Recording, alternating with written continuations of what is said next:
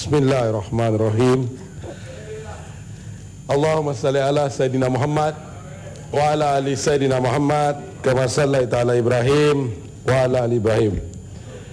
Tuan Yang Bertuan, ahli yang berhormat Titiwangsa dan Setiawangsa telah membahas isu pembinaan rumah mampu milik serta perumahan awam di Dewan Bandaraya Kuala Lumpur. Untuk makluman ahli yang berhormat, kerajaan sentiasa prihatin dengan masalah yang sedang dihadapi oleh rakyat berhubung dengan isu perumahan, terutamanya golongan berpendapatan rendah. Sebagai alternatif, kerajaan telah memperuntukkan sebanyak 45,357 unit rumah PPR M10 PA Dewan Bandaraya Kuala Lumpur untuk penjualan pada harga serendah RM21,500 hingga ke RM35,000. Tawaran ini dikhaskan untuk para penyewa sedia ada. Walaupun tawaran ini telah dibuka semenjak tahun 2009, namun prestasi penjualan masih perlahan dan didapati golongan penyewa tersebut masih tidak mampu untuk membeli unit rumah yang sedang mereka diami. Sehingga 28 Februari 2015, hanya 11,587 penyewa sahaja yang telah selesai urusan pembelian. Antara fakta yang dikenal pasti menjadi penyumbang kepada status penjualan yang perlahan ini ialah kesukaran untuk mendapat dana bagi membiayai pinjaman perumahan, lanjutan dari status kewangan yang tidak kukuh dan kadar sewaan yang rendah berbanding dengan ansuran pinjaman perumahan yang perlu dibayar jika penyewa memilih untuk membeli unit rumah tersebut. Selain daripada itu, pembeli juga apabila mereka telah hendak membeli rumah ini, mereka baru sedar bahawa mereka terpaksa membayar penyelenggaraan rumah-rumah ini. Untuk makluman ahli yang berhormat, mereka hanya bayar kadar di antara bermula daripada RM124.50. Dan untuk makluman yang berhormat juga, Dewan Bandaraya Kuala Lumpur memberi subsidi sebanyak RM250 tiap-tiap satu rumah kepada penyewa-penyewa rumah-rumah Dewan Bandaraya Kuala Lumpur ini. Inilah masalah yang mereka sedang hadapi, dan apabila mereka mendapat pinjaman, mereka juga terpaksa membayar lebih daripada RM124.50 itu tadi. Tetapi untuk bagi mengatasi masalah ini, Kementerian Wilayah Persekutuan bersama dengan Yayasan Wilayah Persekutuan telah mewujudkan skim pembiayaan khas bagi mengenal pasti masalah pendapatan, kemudahan pinjaman bagi penyewa-penyewa. Namun, bilangan pemohon dan untuk membeli rumah masih di tahap yang perlahan. Umum sedia maklum dengan kekurangan rumah unit PPR M10 PA di BKL sedia ada tidak cukup untuk menampung permohonan sewaan yang kian meningkat. Justru unit-unit yang ditawarkan untuk penjualan tersebut turut dibuka untuk penyewaan berdasarkan kekosongan. Selain itu, sejumlah 18,452 unit lagi merangkumi 31 kawasan turut dikhaskan untuk penyewaan saja dan dikecualikan dari tawaran penjualan. Melihat kepada senario ini, Kementerian Wilayah Persekutuan bersama Dewan Bandaraya Kuala Lumpur sedang dalam proses mengkaji langkah penambahbaikan yang boleh dilakukan bagi meningkatkan status penjualan dan sentiasa mencari jalan terbaik bagi mengatasi masalah ini. Selain itu, dalam usaha merancang dan melaksana rumah mampu milik melalui program Rumah WIP dan PPA 1M, mekanisme yang digunakan pakai adalah secara penguasaan persendirian dan pembangunan semula. Program pembangunan semula merupakan salah satu daripada inisiatif Kerajaan Persekutuan dengan kerjasama syarikat swasta yang bertujuan untuk mengelakkan beban kewangan dan pentadbiran kerajaan di samping meningkatkan lagi mutu perkhidmatan untuk faedah rakyat. Pembangunan semula ini akan mewujudkan suasana persekitaran yang lebih moden dan selesa, di mana keseluruhan unit rumah usang yang sedia ada digantikan dengan rumah yang baru yang lebih sesuai dengan keperluan semua penduduk pada masa akan datang. Untuk makluman ahli-ahli yang berhormat, sekiranya kaedah pembangunan semula ini terutamanya perumahan awam dilaksanakan oleh pihak kerajaan dengan peruntukan kerajaan sendiri, ia akan melibatkan kos sebanyak hampir 5 bilion ringgit yang merangkumi 49 kawasan dengan jumlah unit sebanyak 29,245 unit.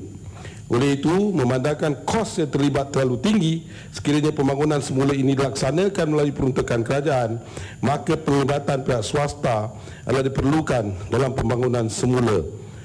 Ini secara tidak langsung membuktikan keprihatinan pihak kerajaan persekutuan dalam memastikan bahawa semua rakyat dapat hidup dalam keadaan yang cukup selesa dan kondusif.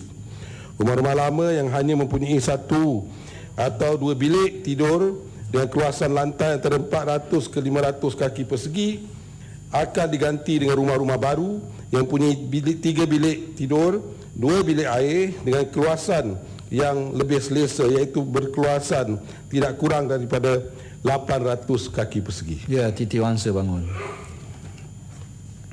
Sila. Terima kasih, Pak Menteri. Saya bersetuju dari si konsep yang Muhammad Menteri beritahu tadi, bahawa kita tidak lagi mahu bergantung pada kerajaan dari segi membangun atau menyediakan rumah dalam bandaraya Kuala Lumpur.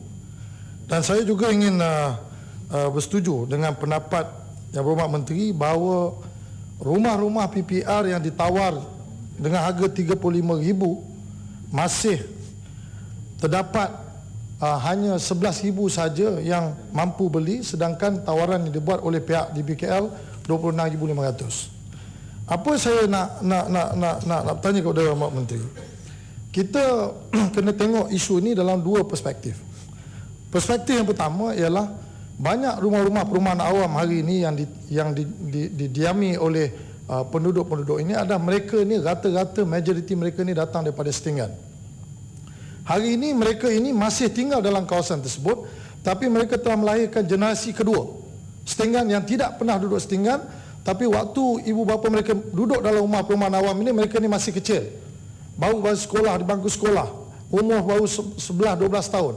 Tapi selepas 20 tahun atau 15 tahun mereka tinggal, mereka telah berkahwin, umur dah 25-26, tidak ada tempat untuk mereka dapat tinggal macam mana ibu bapa mereka sewaktu setinggan dipindahkan masuk ke rumah tersebut. Jadi saya lihat konsep buat rumah melalui swasta ni memang saya setuju, sebab ada kalanya kita perlukan private sector driven, tetapi kita kena juga melihat bahawa ada sekumpulan kecil dalam bandaraya Kuala Lumpur ini yang tidak mampu. Saya bagi contoh, banyak rumah WIP yang dibina yang harga RM300,000 ataupun RM250,000, pembayaran installment untuk mereka bayar RM1,800 atau RM1,600. Tetapi kalau kita tengok rumah yang ditawar RM35,000, hari ini rumah itu 60,000 orang daftar kat DBKL nak sewa. Itu menunjukkan terdapat golongan-golongan yang tak mampu nak beli rumah. Kita buat bagaimana pun kita tak mampu. Sebab tu saya dalam ucapan saya tu hari, saya tidak pernah menidakkan soal inisiatif Kementerian Wilayah dan juga Datuk Bandar untuk membangunkan rumah-rumah mampu milik ini. Saya sokong. Tetapi apa yang saya nak tekankan, terdapat lokasi-lokasi sedia ada rumah perumahan awam ini. Saya nak cadangkan bahawa rumah-rumah perumahan ini adalah tanggungjawab sosial untuk kita cater kepada satu golongan kecil ataupun golongan masyarakat dalam bandar ini yang tinggal, yang sudah tentu tidak mampu untuk menyewa atau membuat pinjaman dan membayar ansuran RM1,800. Jadi saya nak minta pandangan Pak Menteri. Boleh tak kerajaan melihat bagaimana kita membangunkan rumah-rumah perumahan awam yang sedia ada, yang lama-lama ni. Tetapi kita janganlah buat sekaligus. Kalau kita buat sekali, tiap-tiap tahun, 1 tahun kita nak lancarkan semua, mungkin tak boleh. Tapi kita nak ambil masa mungkin 5-10 tahun, bagaimana kita lihat pembangunan semula ini. Saya takut kalau kita tak buat benda ni, akhirnya kita tidak boleh menambahkan supply rumah-rumah perumahan awam ini, penduduk bertambah ramai, kawasan sudah tidak ada. Jadi mereka-mereka yang bekerja berpendapatan rendah dalam bandar tak boleh tinggal dalam bandar, dan mereka tidak boleh mengambil kerja-kerja ini. Akhirnya kita akan bergantung kepada pendatang-pendatang asing. Ya, Menteri. Panjang lebar titi wangsa. Terima kasih Yang Berhormat daripada Titi Wangsa. Untuk makluman ahli yang berhormat, yang sebenarnya kita sedang melihat keadaan yang telah Yang Berhormat bangkitkan. Kementerian bersama dengan Dewan Bandaraya senantiasa memantau dan untuk memastikan bahawa kita akan beri keselesaan kepada rakyat. Kerana kerajaan ini, seperti Yang Berhormat sebagai wakil rakyat Barisan Nasional juga, janji kita akan tepati. Dan janji kita tepati ialah untuk memastikan bahawa kita akan menyediakan bumbung kepada rakyat kita di seluruh negara, bukan saja di Kuala Lumpur. Itulah sebab berbagai-bagai program telah pun dilaksanakan oleh kerajaan, seperti Rumah Prima, Rumah PP 1AM, Rumah Mampu Milik, Rumah Mesra Rakyat dan sebagainya. Percayalah, apa yang kementerian nak laksanakan akan senantiasa melihat dan membuat satu tinjauan, di mana seperti yang telah saya sebutkan tadi, bahawa akhirnya walaupun niat kerajaan untuk memberi ruang kepada masyarakat untuk mempunyai hartanah di wilayah persekutuan, akhirnya daripada tawaran telah kita beri, hanya 11,000 saja yang baru membeli. Jadi kita sedar bahawa kekangan-kekangan kehidupan dalam bandar, di mana kemiskinan bandar amatlah ketara daripada kemiskinan luar bandar. Tuan Ahli Yang Berhormat, saya nak beritahu Ahli Yang Berhormat, saya tak pernah buat satu kenyataan, tapi hari ini saya nak beritahu Ahli Yang Berhormat bahawa saya telah arahkan Dewan Bandaraya Kuala Lumpur untuk mengadakan satu revolving fund sebanyak 250 juta untuk kita bangunkan semula rumah-rumah untuk disewakan kepada rakyat.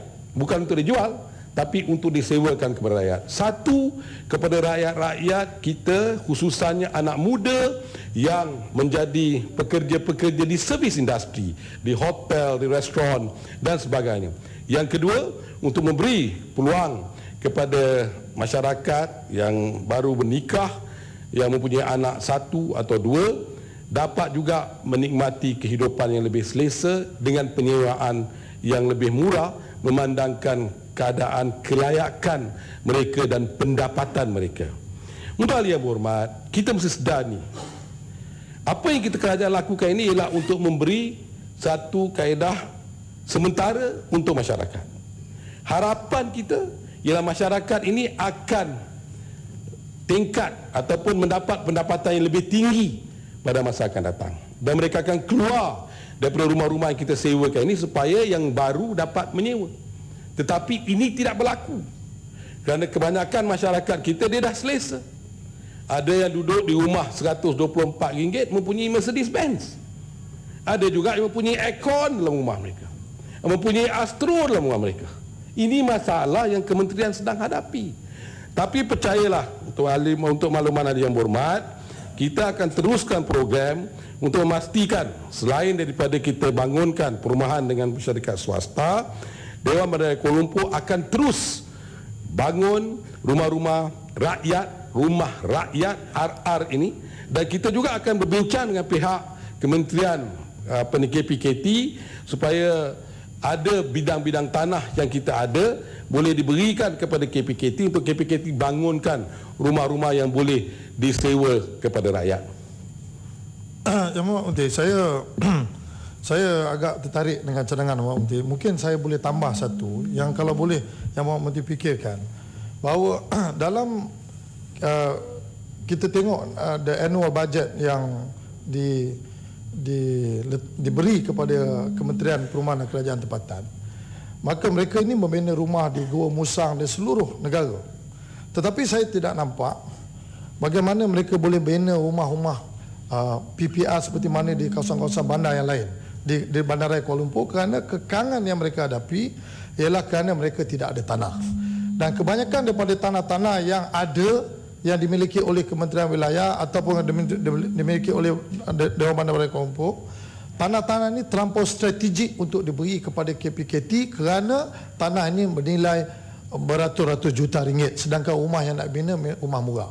Cuma saya nak minta pandangan Yang Menteri, boleh tak rumah-rumah perumahan awam yang sedia ada, yang orang masih menyewa RM124 ni, kita ada mekanisme bagaimana Kementerian Wilayah boleh bekerja dengan KPKT menggunakan bajet dia, tetapi tanah di BKL selepas selesai dia bangunkan semula ini, menambahkan unit, kalau 4 tingkat boleh jadi 30 tingkat, kalau ada 8 blok kali 30 tingkat dalam sesuatu kawasan, selepas siap pulang balik. Sebab saya buat calculation di Penang, di Pulau Pinang, saya udah buat rumah, walaupun tanah itu bukan tanah kerajaan tetapi tanah dimiliki oleh dah, kita masih boleh menjual 100,000, 80,000, sedangkan ada tanah-tanah yang dimiliki oleh DBKL masih dijual dengan kadar 300,000. Jadi kalaulah kekangan yang dihadapi oleh DBKL ini, saya ingat sudah tiba masanya kalau KPKT punya bajetnya boleh allocate, kalau dia ada dah 1.2 atau 1.8 bilion tiap-tiap tahun dia dapat untuk buat rumah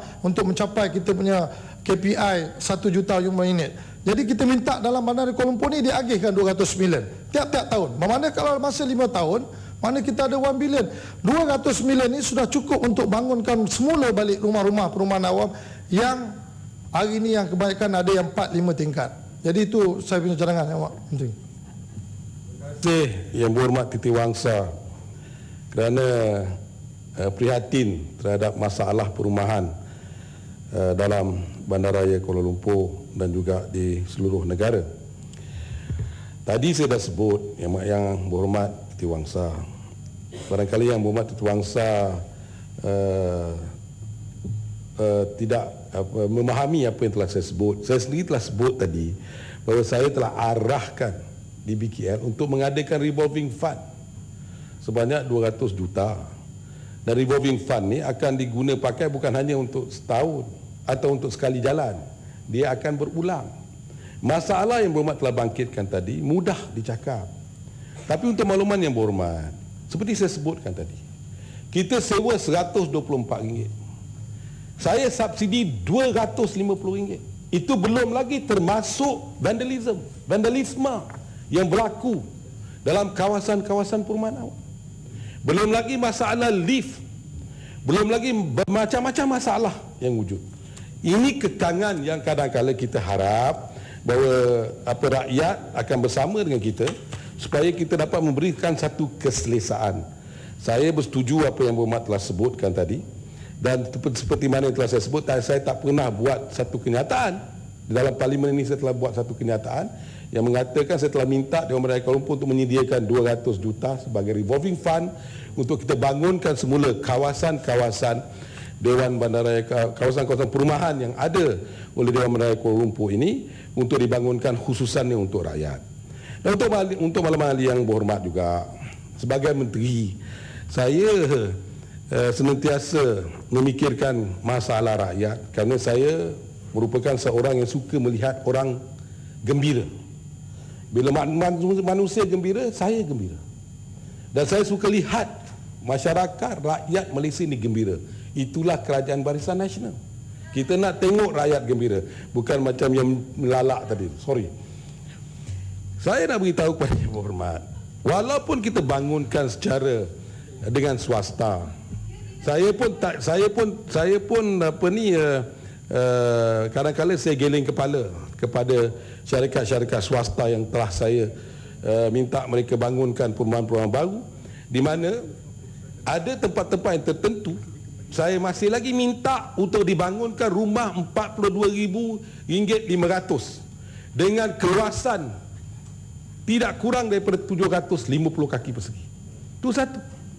Begitu juga dengan kawasan-kawasan yang tertentu, perumahan-perumahan yang baru nak dibangunkan juga, saya minta mereka untuk bangunkan rumah yang di bawah RM188,000 untuk kadar saiz yang lebih kurang 800, tidak kurang daripada 800 kaki persegi.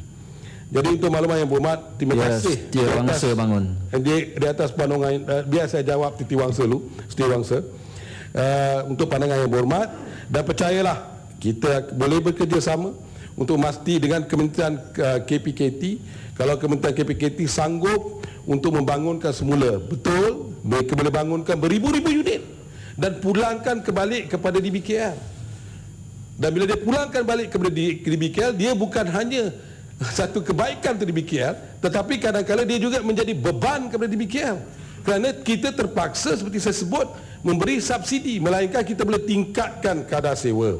Sekarang saya juga untuk makluman ahli yang berhormat daripada Titiwangsa, kita juga sedang mengkaji dan juga saya sendiri telah membuat pertemuan-pertemuan ataupun town hall meeting dengan izin tiap-tiap kawasan parlimen di seluruh Kuala Lumpur, di mana saya mulai menanyakan kalau saya hendak naikkan kadar sewa daripada RM124 ini, barangkali oleh kerana kawasan ini lebih luas, oleh kerana rumah ini lebih cantik, oleh rumah ini mempunyai kemudahan-kemudahan yang lebih baik, maka difikirkan barangkali kita nak tingkatkan sewaan ini supaya subsidi di BKL ini tidak terlalu banyak, diturunkan dan kita dapat menyewakan rumah-rumah ini di atas kadar dalam RM250 ataupun RM300 sebulan. Ini juga kita sedang fikirkan.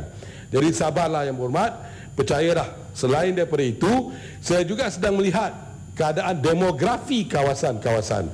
Kerana saya nak seimbangan. Saya tidak mahu dalam satu kawasan umpamanya Kepong semua satu bangsa saja yang duduk di Kepong. Melayu duduk kawasan ni, Cina duduk kawasan ini, India duduk kawasan ini. Yang saya hendak melihat kerana melambangkan kawasan-kawasan kita ini mempunyai kawasan campuran. Macam Seputih, semua Cina duduk. Saya tak mahu semua Cina duduk di Seputih. Saya nak hantar kawan-kawan Melayu duduk di Seputih, kawan-kawan India duduk di Seputih. Jadi kita melambangkan Malaysia sebagai sebuah negara yang berbilang kaum, berbilang agama dan berbilang bangsa. Itu yang kita niat.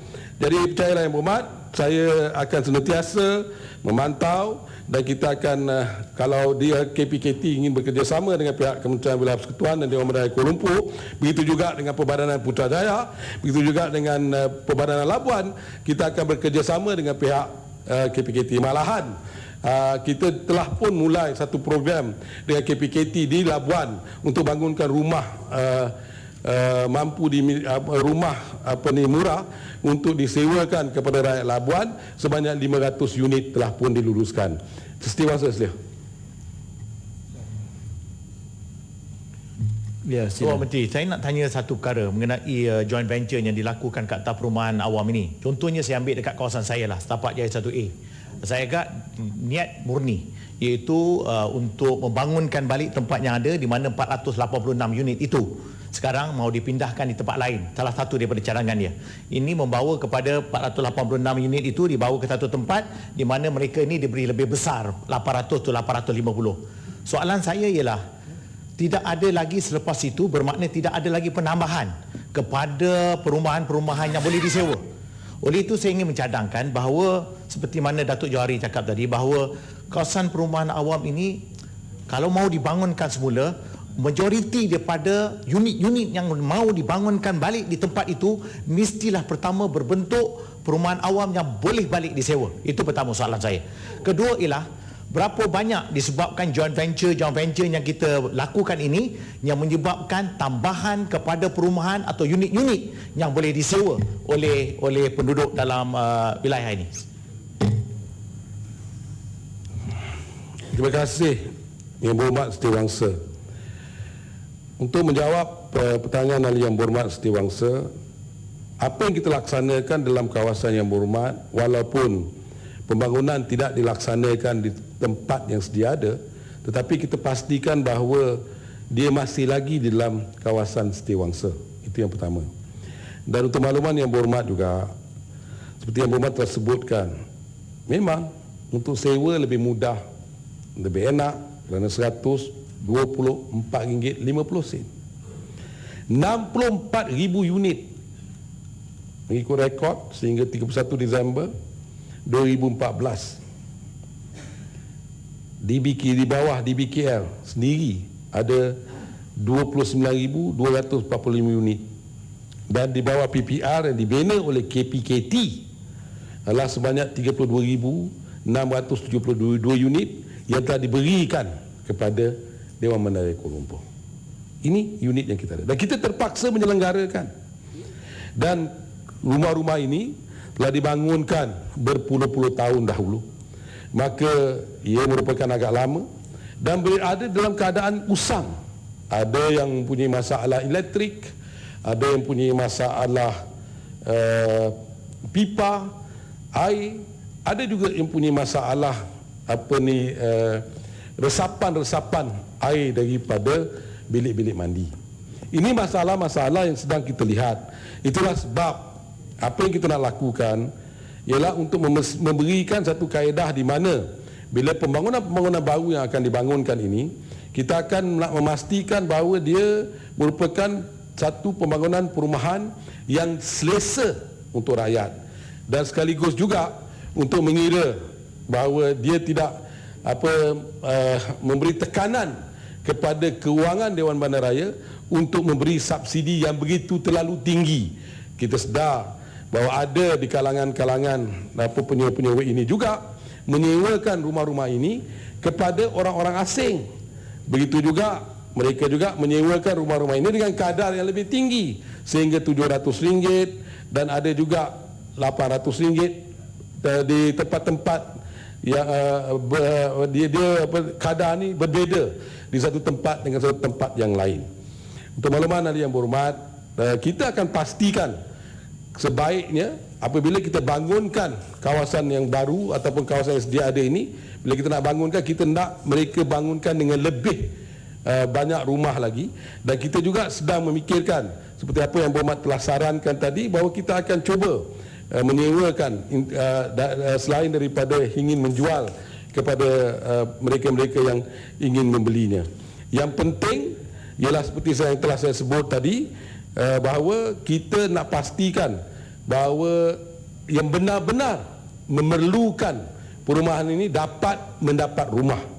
Bukan ada segelintir yang sengaja untuk mengambil kesempatan sehingga kan mereka telah pun mempunyai pendapatan yang lumayan tetapi masih lagi bukan menyewa, masih lagi hendak menjadi penyewa tetapi mereka tidak duduk dalam rumah tersebut tetapi mereka jadi dalam bahasa Inggeris, minta maaf Tuan Yang Dipertua, dengan izin landlord kepada rumah-rumah yang dimiliki oleh Dewan Bandaraya Kuala Lumpur. Ini kekangan yang sedang kita hadapi.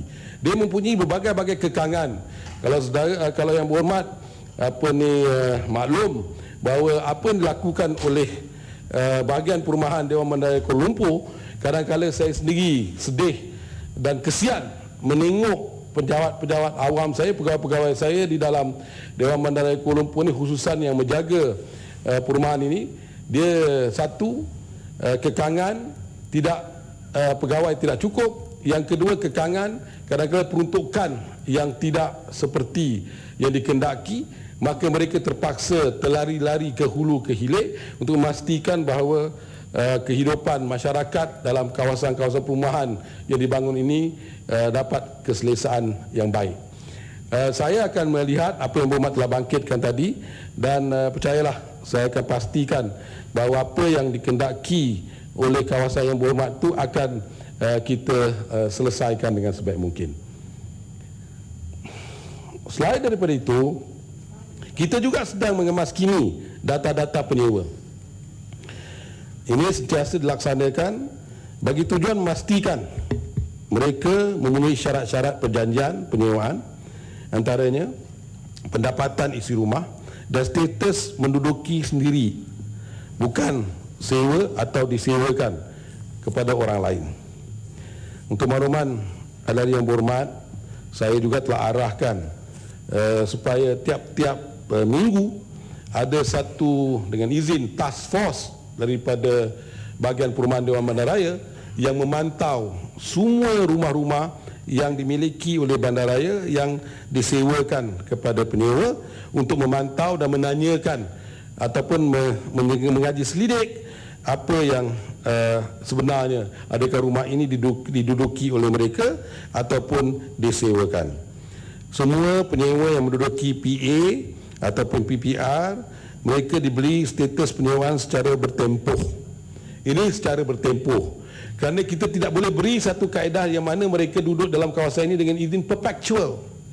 Ini adalah satu kawasan yang kita bangunkan untuk mereka dengan izin. Barangkali just for transit period. We hope dia transit, dia datang daripada Setenggan, kita pindah ke dia, dan daripada situ kita harap dia mendapat kehidupan yang lebih baik, mata pendapatan yang lebih tinggi. Maka kita harap mereka dengan rela hati akan migrate daripada rumah 600 ataupun dulu 400 kaki persegi, 500 kaki persegi, untuk mereka minta daripada BKL untuk membeli rumah-rumah yang lebih selesa dan sebagainya. Itu adalah harapan kerajaan. Tetapi setakat hari ini saya minta maaf yang saya terpaksa sebut ke ini, barangkali rakyat akan tak senang dengan saya. Masalah rakyat kita ini, dia mengambil mudah. Segala-galanya dia nak subsidi, segala-galanya dia nak percuma, segala-galanya they want the first class service, but they do not want to pay first class fee. Ini yang masalah sedang kita hadapi. Kawan sebelah saya kata mahal sangat. Untuk yang berhormat daripada Titiwangsa berkenaan dengan pelan pembangunan kampung baru, kita sedar bahawa macam-macam masalah wujud dalam nak bangunkan kampung baru ini.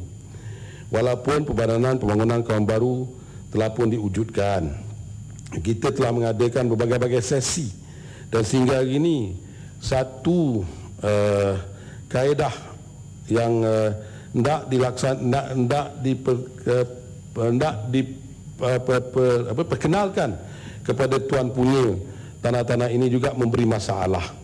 Walaupun Technical Working Group atau TWG bersama 6 orang juru nilai profesional telah bersama-sama telah mengemukakan cadangan berhubungan nilai tanah yang bersesuaian untuk tujuan pembangunan kampung baru.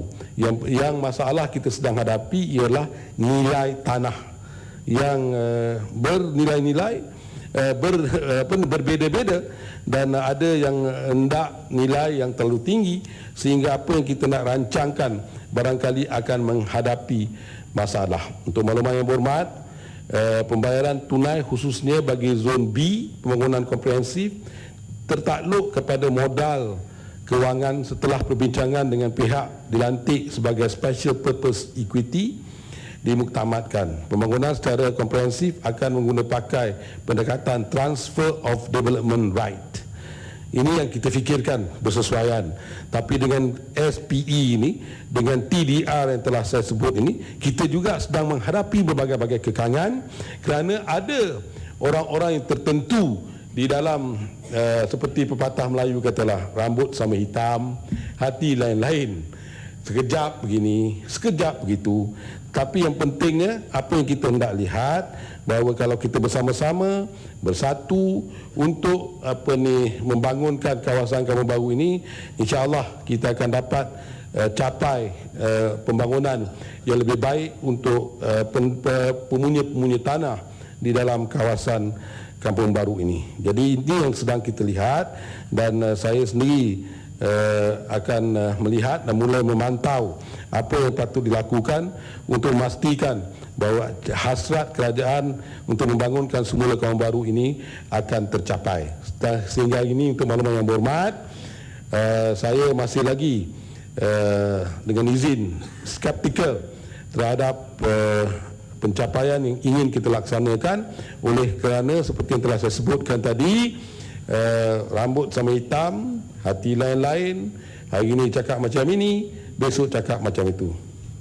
Ya, Titiwangsa. Terima kasih Ahmad Menteri. Saya setujulah. Sebenarnya nak bangun kampung baru ni is not easy, because tiap-tiap pemilik tanah ni mempunyai keutamaan ataupun prioriti yang berbeza. Jadi saya nak tanya dengan Ahmad Menteri, saya dapat komplain daripada tuan-tuan tanah. Selebaik saja pelan induk ni dirasmikan, dilancarkan, proses pembangunan tanah kampung baru ni tak seperti sebelum. Kalau dulu sebelum ada tuan tanah nak bangunkan tanah, tidak ada halangan. Tapi hari ini bila tuan tanah nak bangunkan tanah mereka, dia ada sekatan pula. iaitu kalau tak ada 30,000 tak boleh bangun. Jadi saya rasa kalaulah dah tak boleh kita nak bangunkan tanah ni, kita nak paksa 1,000 lebih tuan punya atau 5,000 lebih pewaris ni nak bersatu setuju dengan kerajaan punya master plan. Kalau dah ada orang yang punya tanah nak bangun kawasan dia daripada kelihatan seperti setinggan, nak bangunkan dia punya pembangunan, tak ada tanah 30,000 tapi dia ada 10 atau 15,000, kita bagilah. Kalau kita tahan pembangunan dia, maka akhirnya kawasan mereka ni akan lebih teruk daripada setinggan. Jadi kalau dulu sebelum ada Perbadanan Kaum Baru, sebelum ada master plan ini, ada juga orang Kaum Baru pelan-pelan dibangunkan kawasan dia. Tapi hari ini dia tak boleh. Sebab saya dipahamkan kalau tak sampai 30,000 tak boleh buat bangun. Jadi saya ingat kalau kita dah tak boleh buat, kita bagi kepada orang yang boleh buat. Jadi saya minta Mak Menteri boleh tengok benda ni, kerana banyak pemilik-pemilik tanah Kaum Baru ni, walaupun mereka tak duduk dalam kawasan tersebut, dia datang jumpa saya beritahu apakah janji kerajaan nak bangunkan Kaum Baru. Saya cakap kerajaan cuma facilitate. Dia cakap macam mana you facilitate? Sebab you dah keluar master plan, you dah bagi GDV, you dah bagi GDC. Lepas tu bila kita tanya tanah, value you tak boleh bagi tahu. Lepas tu bila kita bincang dengan investor, investor cakap what is your land value, tak boleh bagi. Macam mana you tak boleh bagi, you dah ada GDC. So isu-isu macam ni lah yang menyebabkan orang Kaum Baru tambah marah. Dulu sebab tu sebelum kita ada plan induk ni, saya ingat orang Kaum Baru tak ada bising pun. Nak bangun, you present you punya plan, hantar di BKL, kalau sesuai approve. Tapi sekarang ni oleh kerana ada plan induk ni, jadi orang jadi semua jadi macam marah kerana nak buat tak boleh, lepas tu tunggu kerajaan tak tahu lagi formula macam mana. Jadi saya minta Mak Menteri kalau boleh kita tengok benda ni. Terima kasih Yang Berhormat daripada Titiwangsa. Seperti saya sebut tadilah, rambut sama hitam, hati lain-lain. Pagi ni cakap macam ni, petang cakap lain. Yang kita beri plan induk adalah satu garis panduan yang kita fikirkan untuk dibangunkan satu kawasan di dalam ibu kota. Itu satu. Dan seperti yang telah saya bercakap dengan tuan punya tanah di Kampung Baru, saya telah beritahu kepada mereka bahawa kita akan mulaikan kawasan-kawasan sebagai catalyst. Kita telah mulaikan dengan satu kawasan yang dipanggil di Jalan Raja Abdullah, di mana ada 3 bangunan, dan sekarang ni kuil telah pun mulai untuk baik pulih dan telah mulaikan satu tempat shopping kompleks dengan izin dalam kawasan tersebut. Kita harap itu terkeluar daripada Kaum Baru. Kita harap dengan ada itu dia akan menjadi pemangkin ataupun catalyst kepada pembangunan. Jadi kerajaan telah mengambil satu kaedah di mana kita bangunkan semula Pasar Raja Bot, dan kita juga bangunkan semula Pasar Minggu atau Pasar Pekan Ahad dulu. Dan ini niat kita ialah untuk menjadi pemangkin. Dan kita berharap ada juga pengusaha-pengusaha hartanah Melayu yang akan ke hadapan untuk menjadi pemangkin untuk membangun Kaum Baru. Seperti yang telah saya sebutkan tadi, master plan tersebut adalah satu garis paduan. Kita hendak kalau boleh, kita harapkan kalau boleh semua yang mempunyai tanah yang kecil ini digabungkan, supaya mereka akan mendapat pulangan yang lebih baik daripada apa yang mereka apa yang mereka ada pada hari ini. Kita tidak mahu, saya bersetuju dengan Ahli Yang Berhormat bahawa dengan kawasan ataupun saiz yang kecil, kita tidak boleh bagi plot ratio yang begitu tinggi. Yang kita minta mereka amalgamate dengan izin sampai 30,000 kaki persegi, kerana kita boleh bagi mereka plot ratio of 10. Itu yang kita dengan izin yang kita hendak buat. Dan kita tidak pernah, saya beri keyakinan bahawa PKB tidak pernah dan tidak akan menghalang, bahkan kita nak menggalakkan jika ada orang-orang yang ingin membangunkan. Hanya yang akan memberi satu kaedah menjadi seperti saya sebut tadi, menjadi pembangkit ataupun catalyst kepada pembangunan kawasan baru. Seperti yang telah saya sebut dalam pertemuan-pertemuan saya dengan kawan-kawan saya di kawasan baru, saya pun anak kampung baru. Untuk makluman ada yang berhormat, saya sebutkan tadi rambut sama hitam, hati lain-lain. Saya nak beli semula tanah tumpah darah saya di kampung baru, tapi pagi harga RM500, petang harga RM2,500, kerana dia tahu saya nak beli. Jadi ini masalah yang sedang PKB hadapi yang sebenarnya. Tanah hanya 16,000 kaki, 16,800 kaki persegi. Imagine kalau dia 2,500, 42 juta, saya kata tak payah belilah. Saya pun tak ada duit nak beli 42 juta. 500 pun susah nak beli. 2,500 macam mana nak beli. Jadi ini masalah yang sedang dihadapi. Tapi seperti mana yang telah saya sebut tadi, bahawa walaupun master plan telah pun kita utarakan, kita telah pertuntunkan kepada masyarakat Melayu tuan punya tanah di Kampung Baru, kita dengan harapan bahawa mereka akan bersama-sama dengan perancangan yang kita ingin lakukan demi untuk kebaikan bangsa Melayu itu sendiri di Kampung Baru. Dan kita, seperti saya sebut tadi, kita tidak pernah menghalang, hanya bila dia nak bangunkan rumah-rumah yang tanah rumah-rumah ataupun pembangunan-pembangunan di atas saiz yang kecil, seperti janji dalam PKB, itu tidak boleh bagi plot ratio yang begitu tinggi. Terima kasih, Menteri. Jadi saya ingat communication ni perlu kita beri kepada tuan-tuan tanah. Sebab persepsi di bawah ni menganggap bahawa kalau tak ada 30,000 dia tak boleh bangun kawasan ni. Jadi saya ingat kita kena ada buat communication dengan pemilik tanah ni. Kalau tak dapat 30,000, kalau dia ada 10,000, 5,000, dia masih boleh bangun, tapi mungkin plot ratio bukan 10. Jadi supaya, apa yang saya nak tekankan, supaya kawasan itu tidak nampak lama-kelamaan lagi teruk daripada setinggan. Nombor dua, apa ni Bapak Menteri, saya rasa kita nak kena ada deadline. Kena beritahu, sebab master plan yang ditunjuk oleh yang telah dilancarkan oleh PKB dan juga kementerian ini, memang kalau dari segi konsep memang saya cukup bersetuju.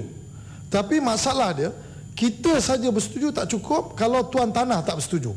Jadi kebanyakan daripada tuan tanah ni, dia bersetuju untuk bangunkan tanah dia, tetapi dia nak tengok kalau master plan yang kita lancarkan ni, berapa nilai tanah kita letak. Jadi bila kita dah letak nilai tanah, kemudian kalau katakan kita tahu, katakan 800 atau 1000 atau 500, whatever figures, dan kemudian lepas tu kita pergi ke bawah, pergi tanya dia orang, okay, this is the price, whether you agreed or not. Kalau dia orang dah ramai-ramai tak agree, dah buat apa kita simpan kita punya master plan? Kita fikir strategi lain pula. Ya, Menteri. Terima kasih. Panjang lagi. Sikit je lah, Abir. Ya. Terima kasih. Yang tanya ahli-ahli yang berhormat daripada BN yang prihatin, yang jaga rakyat. Ya, sila. Saya terpaksa jawab yang berhormat Tuan Dipertua.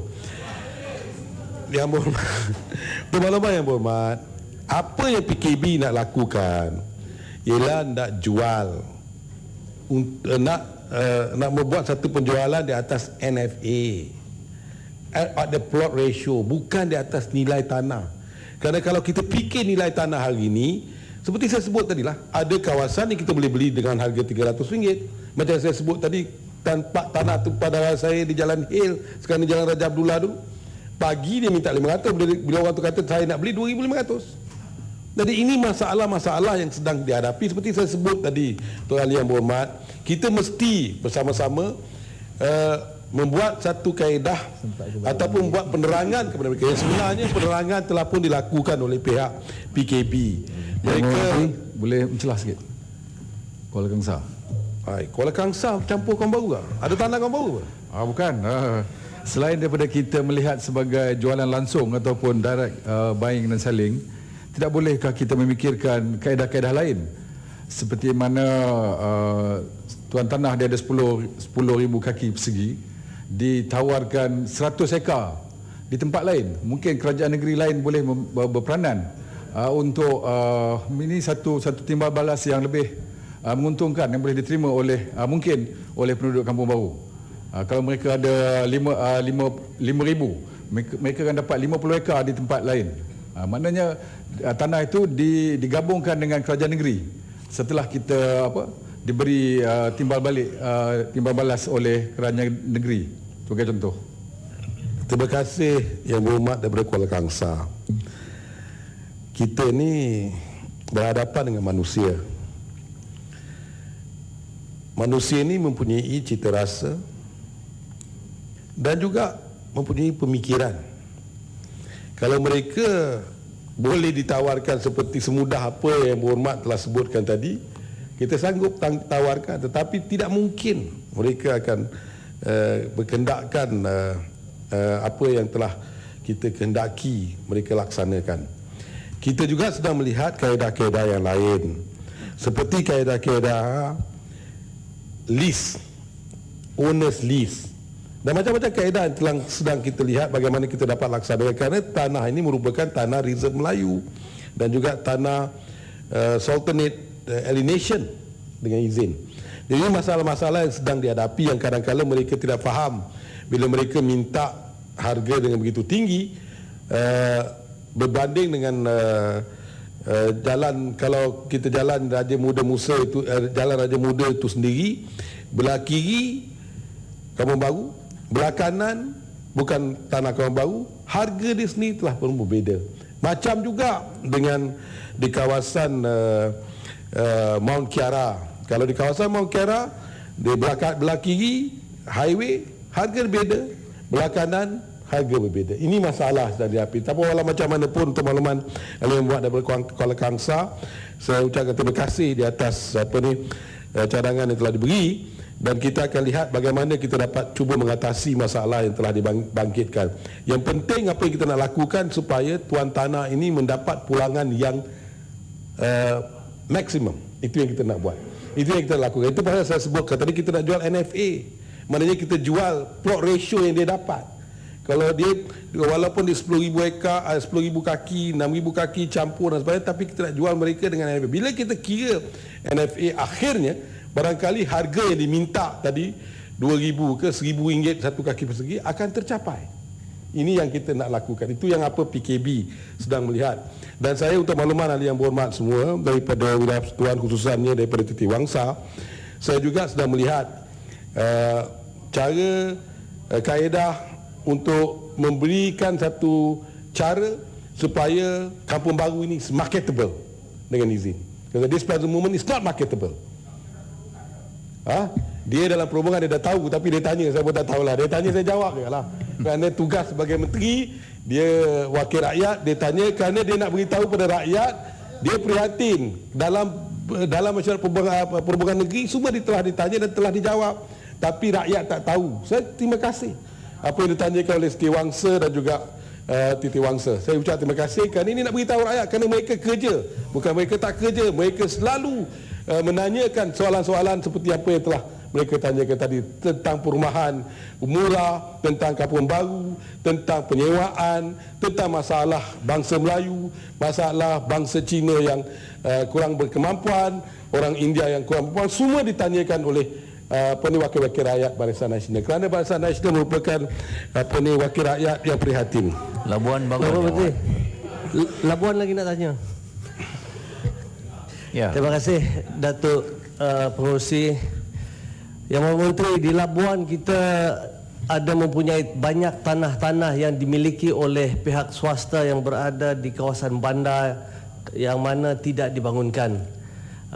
Pada masa yang sama, banyak pembangun ataupun developer-developer dengan izin yang ingin membuat pembangunan di Labuan.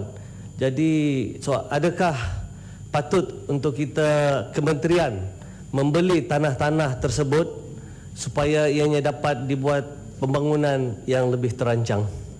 Terima kasih. Terima kasih Yang Berhormat daripada Labuan. Tanah ini milik persendirian ataupun milik orang-orang tertentu. Kita juga sedang lihat bukan hanya di Labuan tetapi juga di Kuala Lumpur, di mana tanah-tanah yang tidak dibangunkan dan tanah-tanah yang menjelekkan mata memandang. Dan memang kita ada satu undang-undang kaedah tanah di mana kita boleh buat forced acquisition dengan izin. Dan kita akan gunakan kaedah ini jika terdesak. Dan kita akan bertemu dengan pemunya-pemunya tanah ini dan menanya kepada mereka apa yang mereka ingin lakukan dan apa yang mereka ingin bangunkan.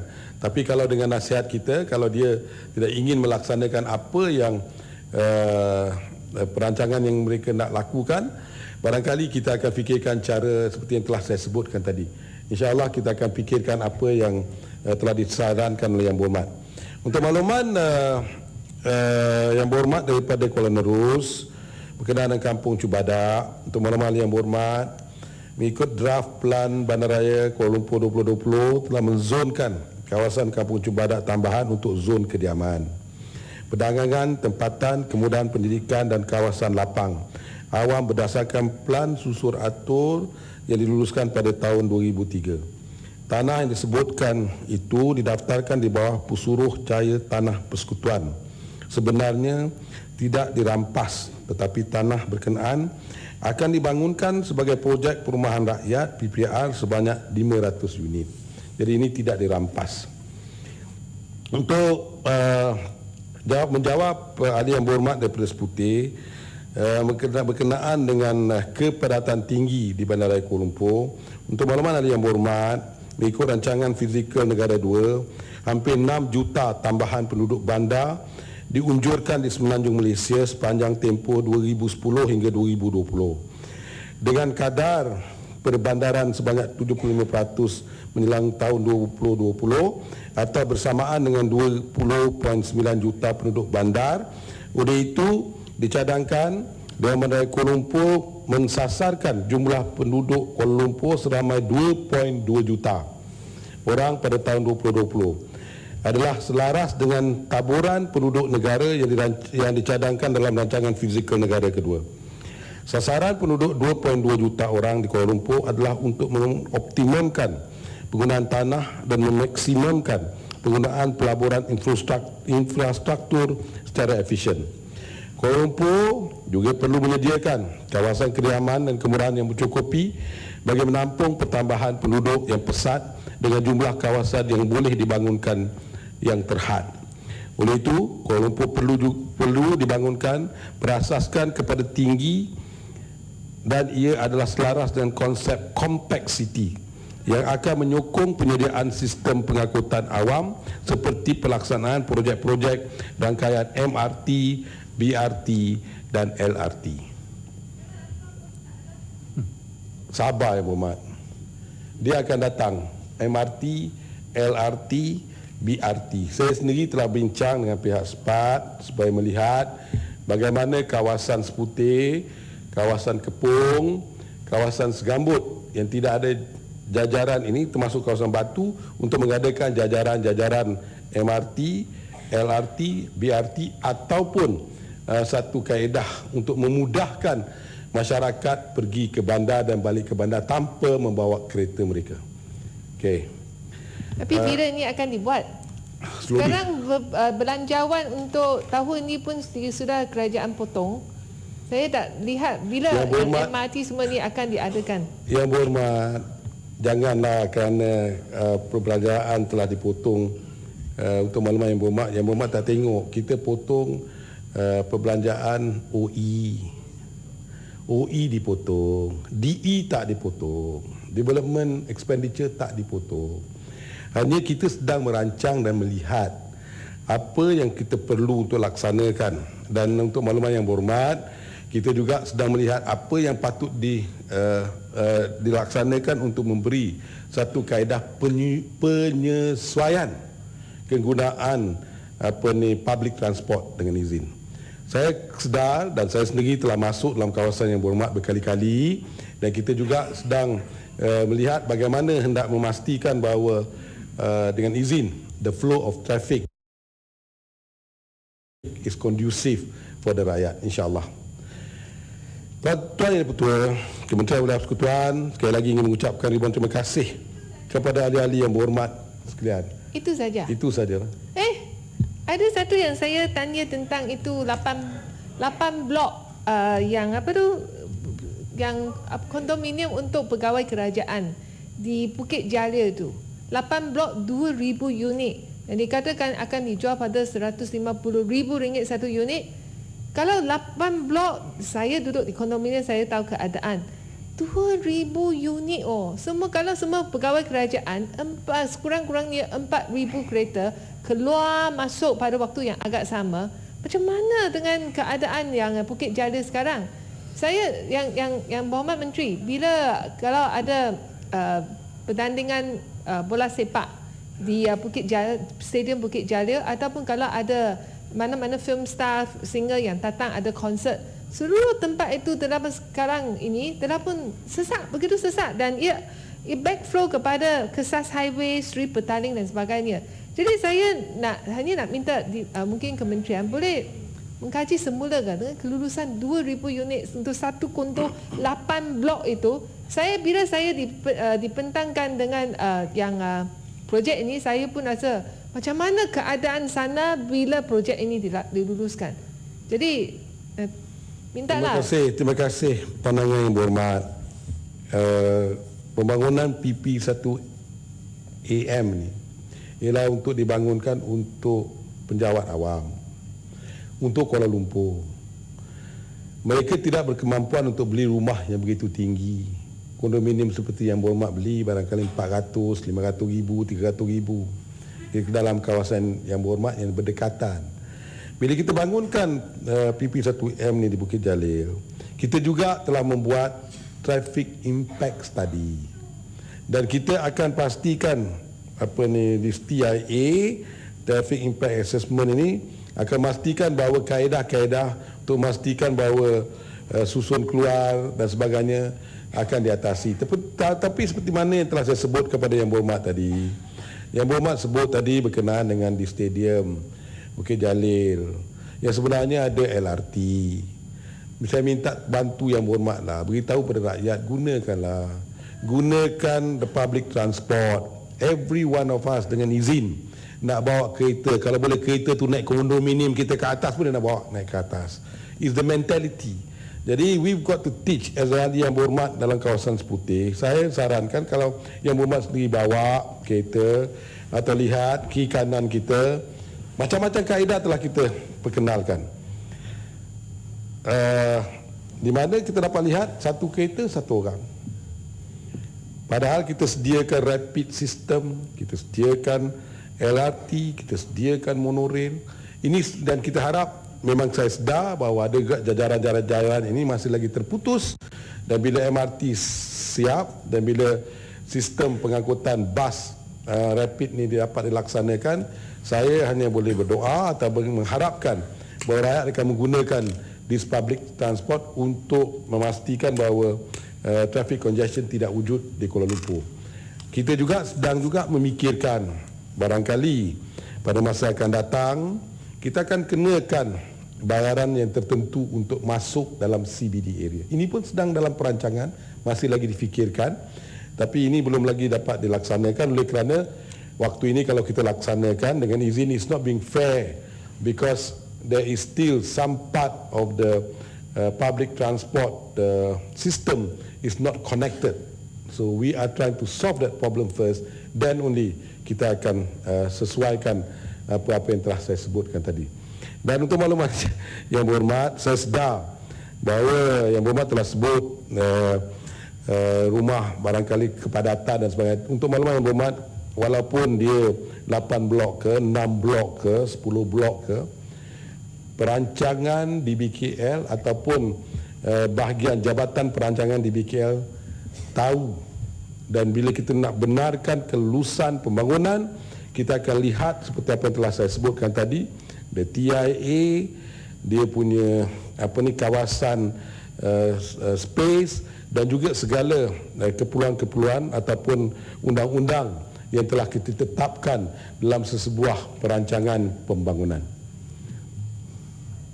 Yang Berhormat Menteri, 2,000 unit yang dalam satu kondominium, kalau ada apa-apa kemalangan, misalnya kebakaran berlaku, ini susah. Dan juga saya pernah lihat di banyak PPR, rumah pangsa PPR, yang mana selalu ia disewa kepada pendatang asing. Jadi bagi saya kalau nak pegawai kerajaan kita ni pergi duduk dalam satu kondominium begitu padat dan penuh dengan orang, penuh dengan kereta dan semua keluar pada waktu yang sama, pada waktu pagi, balik agaknya sama, saya rasa ia adalah keadaan yang begitu menyiksa bagi mereka. Jadi saya dah lihat banyak yang PPR ni tidak berjaya lah. Itu sebab saya nak nasihat Yang Berhormat Menteri mungkin boleh kaji semula, turunkan kepadatan itu. Kalau 1,000 pun sudah cukup horrible kita kata bagi sesiapa yang duduk dalam kondominium seperti itu. Ada lift rosak dan sebagainya. Saya sudah pun menjangka mungkin ada banyak masalah akan berlaku. Susah bagi COB untuk menangani semua masalah dalam satu kondominium yang mempunyai 2,000 unit itu. Saya hanya minta Menteri mengkaji semula tentang ini. Terima kasih di atas pandangan Yang Berhormat. Seperti yang telah saya sebutkan tadi, sebelum kita beri kelulusan kepada pembangunan rumah-rumah, dia akan kita pastikan mengikut segala undang-undang yang telah kita tetapkan. The PLIN, the green area dengan izin, the traffic impact assessment, semua ini telah kita pastikan. Yang Berhormat hanya melihat barangkali cara fizikal ataupun cara pemandangan mata yang sebenarnya barangkali kita bina, barangkali untuk Yang Berhormat tidak sedar, barangkali kita ada minta kawasan ini dibangunkan satu designated jalan untuk masuk dan sebagainya. Begitu juga dengan kawasan-kawasan letak kereta. Kita juga sedang fikirkan khususnya di kawasan-kawasan CBD. Banyak ibu-ibu kota ataupun kota-kota raya yang lain seperti di Melbourne, Sydney, negara-negara Eropah, di mana dia tidak benarkan bangun kapak. Malahan kalau pemaju nak bangun kapak, dia terpaksa bayar kepada local authority because dia tidak mahu kereta masuk dalam bandar-bandar. Ini yang juga sedang kita lihat apa yang kita nak lakukan, apa yang patut kita lakukan untuk memberi satu kaedah supaya selepas jajaran public transport dengan izin telah selesai, barangkali kita akan fikirkan apa yang terbaik untuk kita ketengahkan kepada rakyat. Untuk malam-malam Yang Berhormat, percayalah pembangunan yang kita bangunkan di Bukit Jalil ini, kalau kita lihat pembangunan yang lain ada di Bukit Jalil, harganya terlalu tinggi. Barangkali saya takut ada developer yang telah bertemu dengan Yang Berhormat, yang telah sebut dengan Yang Berhormat supaya jangan projek ini dapat dilaksanakan. Saya nak beritahu Yang Berhormat, harga yang kita jual kepada pejabat awam 1,000 kaki persegi 150,000.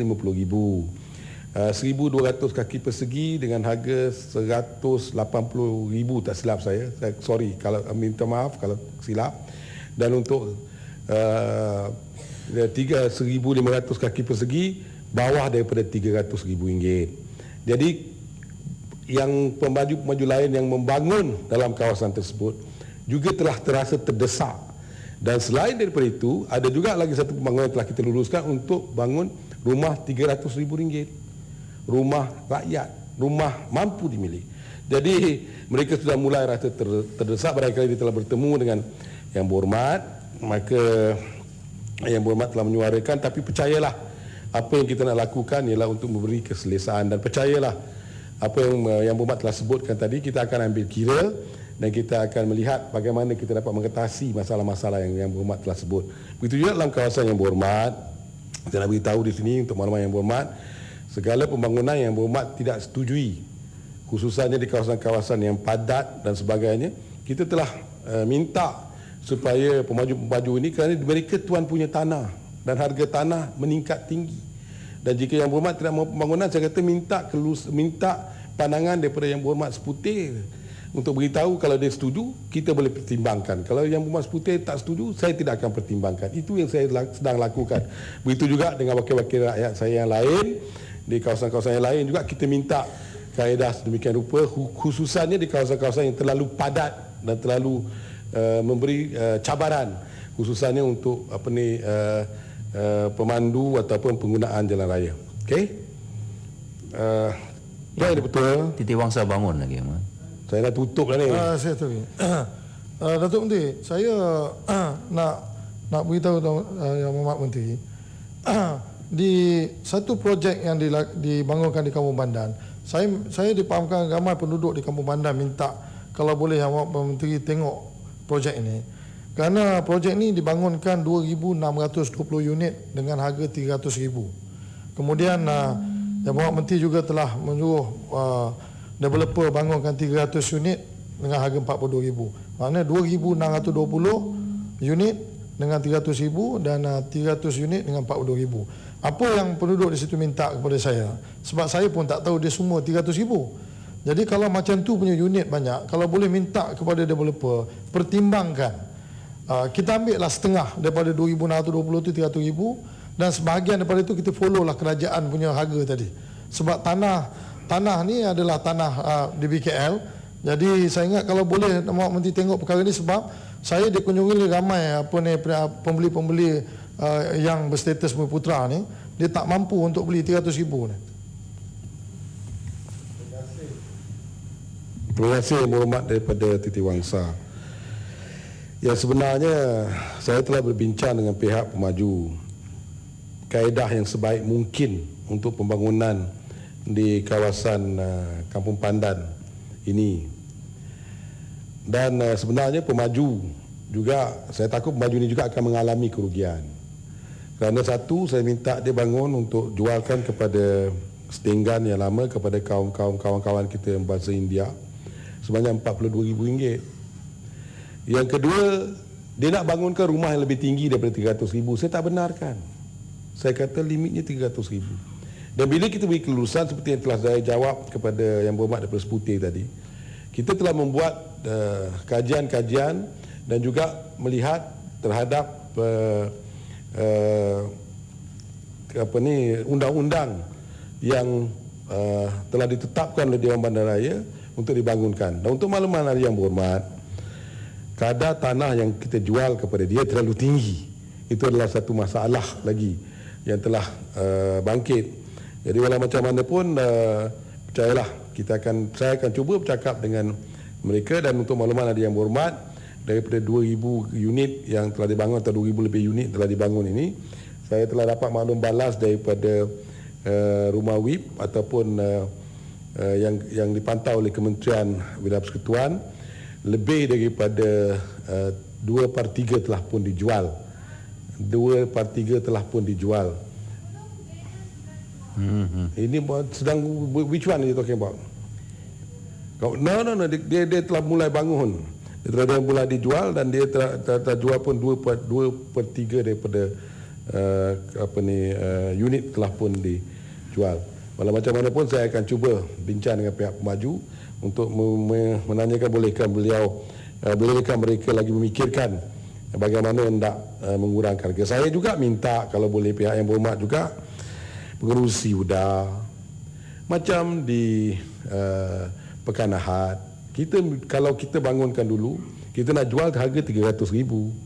Tapi bila UDA bangun, UDA nak jualkan 400,000. Kerana kita sedar bahawa kita tahu dengan harga pembelian tanah yang kita jual kepada Yang Berhormat, dengan masalah cavity yang ada di bawah tanah, curucuk yang patut dilakukan, jadi Yang Berhormat tak boleh jual dengan harga kurang daripada 400,000. Itu kita sedar. Tapi Yang Berhormat Menteri, pasal yang Kampung Pandan tu, saya nampak tanah tu sebenarnya 12 ekar. Jadi kalau betul kita nak bagi kepada swasta pun, at least kalau kita boleh tengok benda tu semula. Sebab tu tanah-tanah di BKL, macam di Kampung Baru ni, sebenarnya kalau Yang Berhormat tahu, konsep dia ialah tanah kita beli 48 million kepada di BKL ini kerana kita nak gunakan tu sebagai catalyst kepada pembangunan Kampung Baru, supaya tanah-tanah Kampung Baru yang sekitar tu juga akan turut naik harga. Tetapi tanah yang di Kampung Pandan tu, apabila 2,620 unit, bila orang tanya saya, takkan semua 2,620 unit 300,000? Yang itu saya tak boleh jawab. Saya ingat cuma 700,000 saja. Saya baru ni saya dapat tahu, dia orang beritahu saya 2,620 unit 300,000. Jadi bila dia orang nak pergi beli 30,000 nak bayar deposit, tak boleh bayar. Kemudian banyak orang luar datang beli kawasan tersebut. Jadi itu yang saya rasa saya nak beritahu Yang Mohd Menteri, takut Yang Mohd Menteri tak perasan benda ni. Sebab kalau Yang Mohd boleh buat di kawasan Bukit Jalil 110,000 dan 150,000, saya tak nampak kenapa kawasan tu tak boleh buat. Yang itu saya ingat kalau belum terlewat lagi, saya boleh beritahu nama Mohd Menteri dia, kalau katakan kawasan tu kalau masih belum terlewat, saya ingat UDA pun boleh bangunkan untuk 150,000. Yang berhormat, 150,000 tu pun ialah untuk rumah penjawat awam. Di Bukit Jalil itu kita akan jual kepada penjawat awam sahaja. Orang luar tidak boleh beli. Itu pasal harga dengan sedemikian rupa. Itu pun saya telah mengambil satu kaedah di mana kita telah bincang dengan pihak pemaju seperti apa yang selalu dilakukan untuk PP1M ini. Kerajaan akan memberi some felicitation grant. Tapi untuk kawasan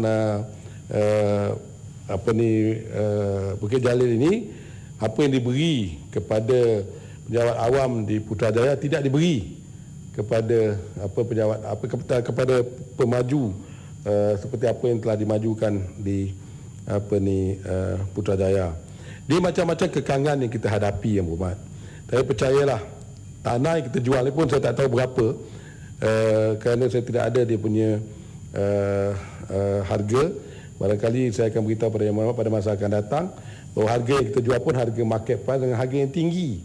Dan selain daripada itu, dia juga terpaksa diarahkan untuk bangun rumah yang pasti akan mengalami kerugian 42 unit, 42,300 unit. Satu rumah sekurang-kurangnya Yang Berhormat sendiri seorang developer, Yang Berhormat sendiri tahu berapa dia akan rugi satu unit.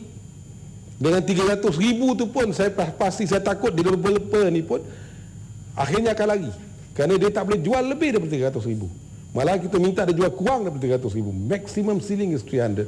Kerana kita lihat, dan saya sedar apa Yang Berhormat telah sebut, dan untuk makluman Yang Berhormat, kita telah pun tanda tangan dengan pihak pemaju.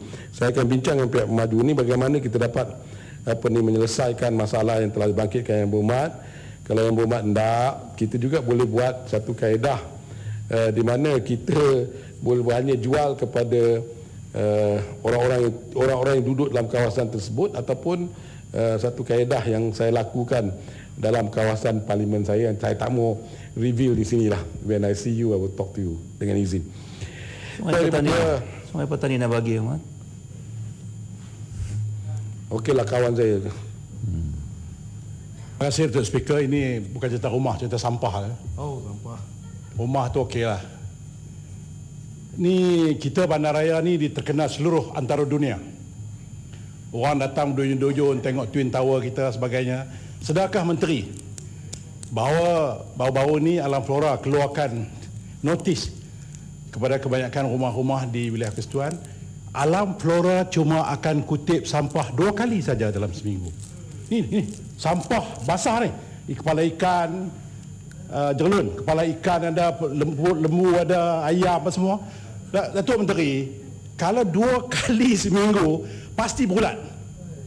Jadi kadang-kadang saya duduk sebelah jiran saya tu orang Egypt. Dia kata di Egypt depa kutip sehari 2 kali. Saya nak sebut kata seminggu 2 kali pun saya malu. Tapi ceritanya Menteri, memang 2 kali seminggu tak masuk akal.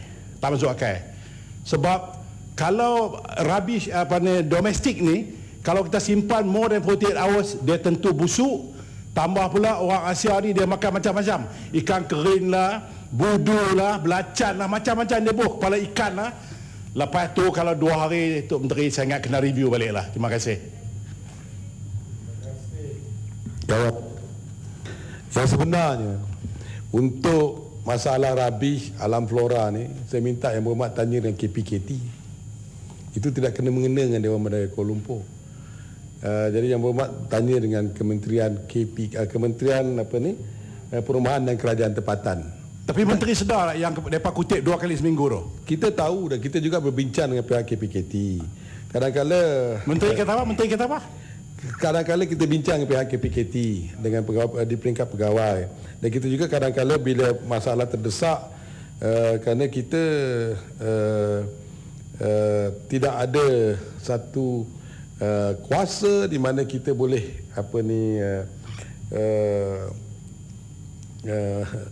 mengimplementasikan untuk mereka mengutip dengan lebih kerap lagi. Ini adalah apa yang dikehendaki oleh KPKT, Kementerian Perumahan Kerajaan Tempatan, bukan kena-mengena dengan mereka.